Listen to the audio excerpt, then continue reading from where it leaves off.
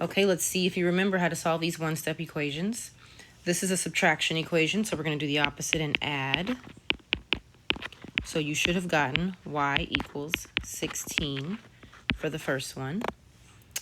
And if I check it, 16 minus 4 is 12. All right, second equation is addition. So I'm subtracting, but I don't subtract the x. Remember, leave the variable alone.